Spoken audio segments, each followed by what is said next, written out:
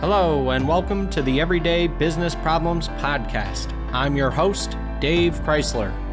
Each episode, we talk to business leaders and subject matter experts to learn about the challenges they've overcome and the challenges they still face. You'll hear fresh insights, real talk, and get inspiration to grow your business. Hey, everybody, and thanks for joining me on another solo episode of the Everyday Business Problems Podcast. Here's what happens in most small to mid-market manufacturers and service-based businesses. The owner takes a week off, or maybe the production manager, operations leader calls out sick for a few days in a row, or has to take care of a loved one, or the person that happens to know how everything runs and keeps all the balls in the air in the office has to go out on PTO, and suddenly the whole entire operation kind of grinds to a screeching halt, right? And it's not because, the rest of the team or the rest of the organization is incompetent or, not capable, right? It's just because we have built our systems, right, around this key person or a couple of key people, and we never bothered to design it to work any other way. I was in a conversation with a couple of folks a few weeks back who was a mid-market sized manufacturer, and they kind of owned the fact that most of the business decisions and process execution lived in two people's heads. And because of the way they've designed their processes to flow, that anytime these two people happen to be out of the office, it was pretty much impossible to keep things rolling, right? Keep customers satisfied, keep the internal team kind of understanding like exactly what they should do and when, and how to, again, kind of keep the ball moving forward down the field in these folks' absence. So a lot of the stuff that I see kind of out and about in terms of, content or really anything related to, key person information ends up being, either from a insurance perspective where somebody's trying to sell you a key man or a key person policy in the event that something really horrific happens to that key person, or it's somebody, talking about exit planning or some other type of M&A, mergers and acquisition type of activity, really thinking through like, we got to build systems when, you as the business owner or as, the key person aren't around. And, while I agree, and that is true, right? The way I see this stuff show up is kind of in the everyday. And what's been interesting is that several of the conversations I've been having lately that are related to process documentation or, the kind of tribal knowledge transfer that we're ultimately talking about, it tends to be in the day-to-day that we see this stuff most often. Now, we will generally pick up on these scenarios where, what happens if, you get hit by a bus tomorrow, right? Like, what happens if this person leaves? And again, all of this stuff is still, still applies, right? But again, I think it's in that day-to-day motion where people, key person is tied up in a meeting that was either unexpected or even expected, right? A weekly meeting that happens. A lot of companies are still having weekly, leadership meetings, and that leadership team may be tied up for an hour. They may be tied up for all morning. And if we've not built our system in a manner that not just, again, transfers that tribal knowledge, but empowers, right, our teams to keep the balls moving, right, then we're everybody's at a standstill, right? And so how much time, energy, effort, dollars are we wasting? So, I think that's kind of the lens of, that I want to talk through and kind of share with everybody today. Again, it's not so much that, this isn't on people's radars. But it is very much that we think about it in the macro, the worst case scenario, this person leaves, this person, God forbid, passes away, right? Like all these crazy things. And again, I would encourage you to zoom into what happens on the day to day and see where people are struggling, or where you ultimately, as the owner or leader of a, kind of operation or area of responsibility, are the ultimate gatekeeper, right? And I talked about that last week in terms of, how do you stop this firefighting mentality? It's a similar thought process, right? Because ultimately what we need to do is build our systems around enabling our people and process, right? Kind of leveraging technology to ultimately do that. So, in terms of, where we tend to see this stuff, right? It's like,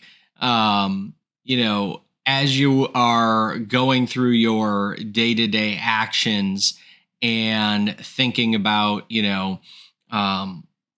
when so-and-so is out of the office, how am I going to, or, the person that sits next to them, know exactly what to do to pick up that workload and ultimately keep things moving forward.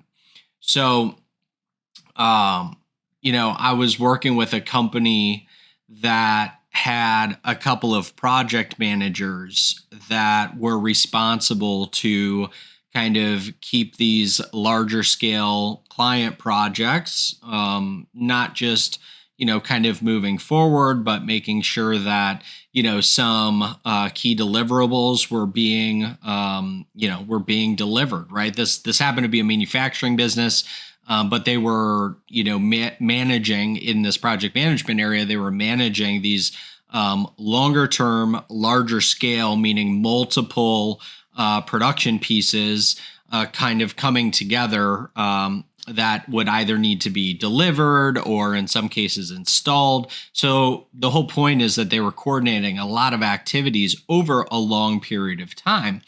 And, what would happen is that information would be continuing to come in, and that could be via email, externally from clients, from other vendors and or partners, and then internal communication of, is this job on track? Do we have questions for this job? And so we had all of these inputs that we were trying to deal with. And ultimately, what would happen, right? One of the two project managers would be out for, a variety of reasons. Could be vacation. And in one scenario, one of the project managers was getting married.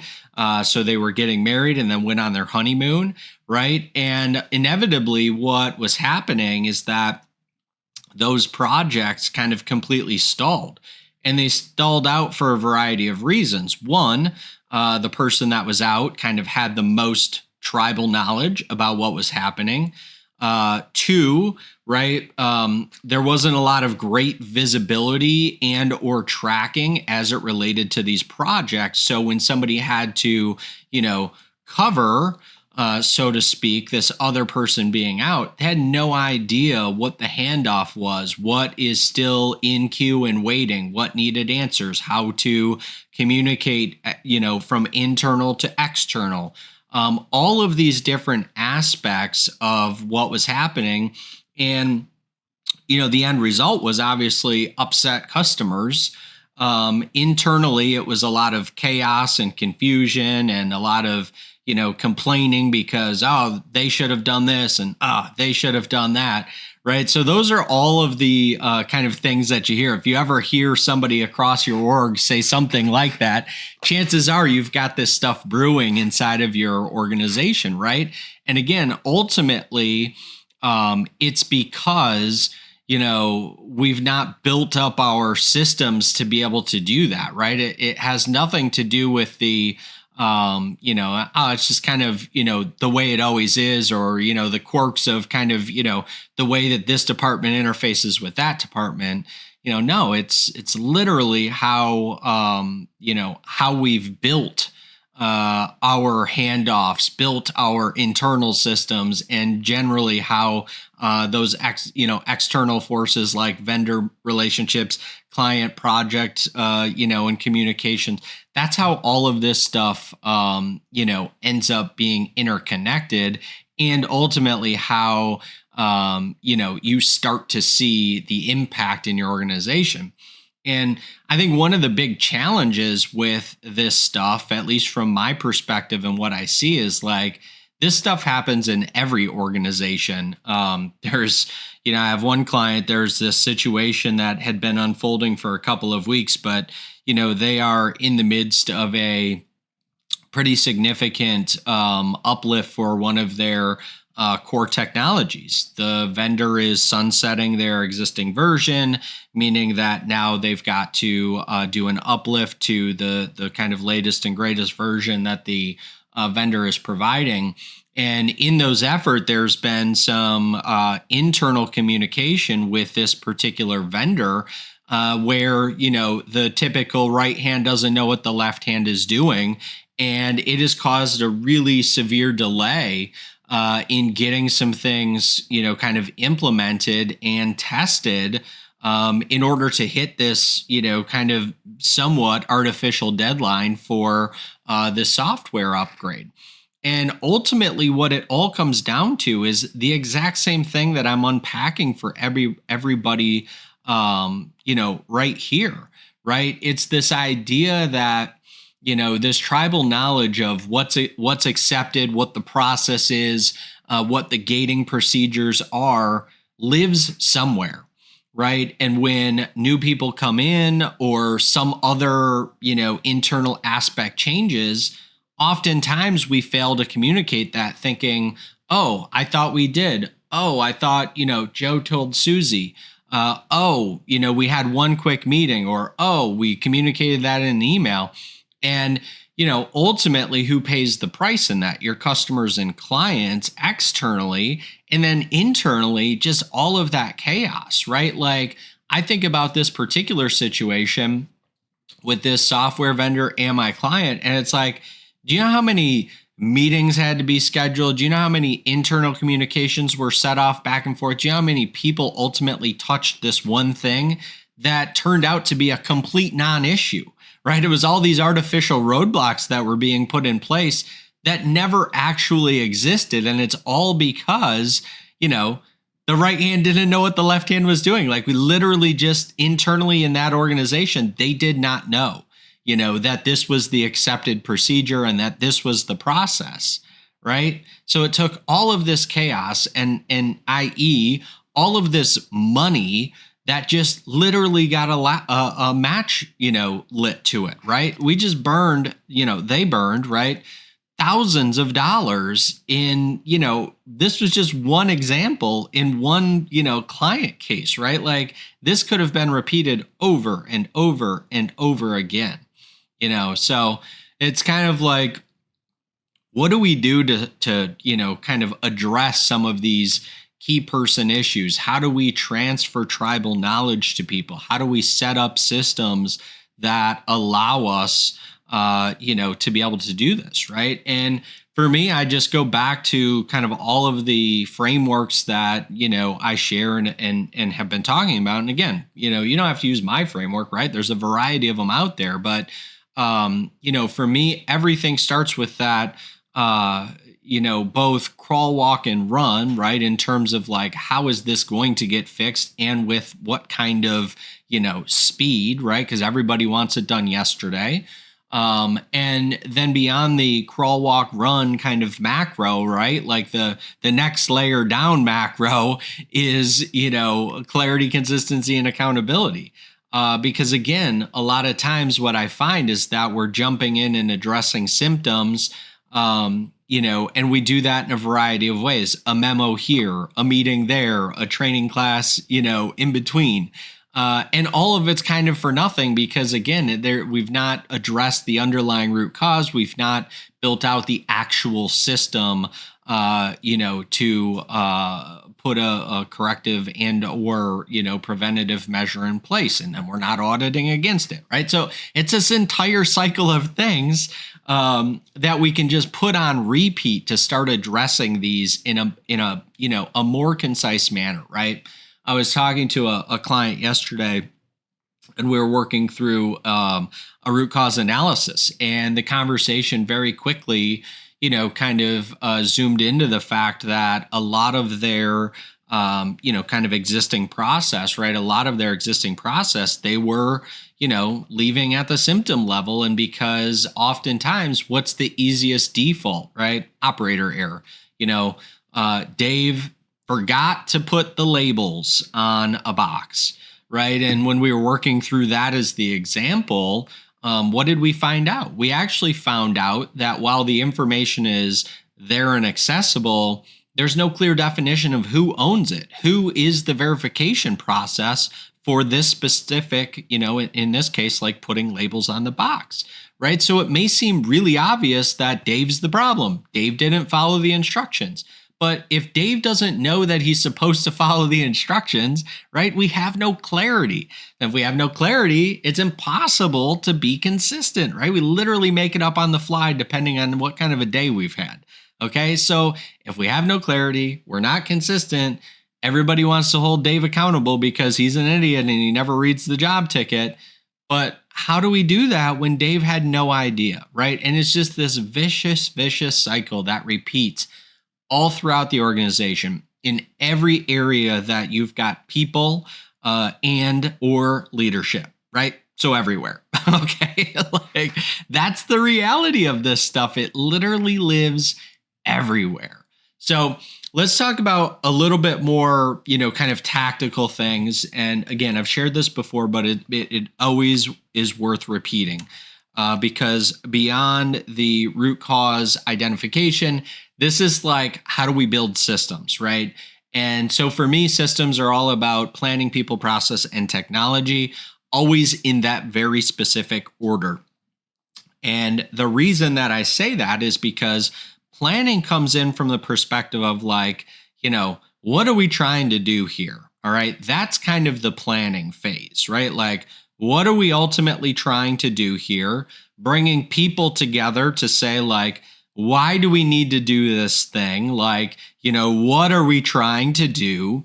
Soliciting the how from them, the people that are closest to and ultimately adjacent to the thing, right?